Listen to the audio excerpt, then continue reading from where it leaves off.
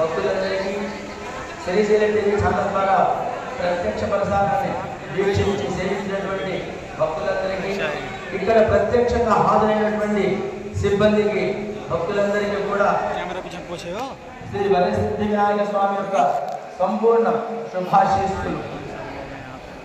ఈ విశేషమైనటువంటి ఈ వినాయక చవితి పర్వదిన కాలంలో వినాయకుడి యొక్క గణపతి యొక్క మూల మంత్రమైనటువంటి మంత్రం ఓం గం గణపతయే నమః,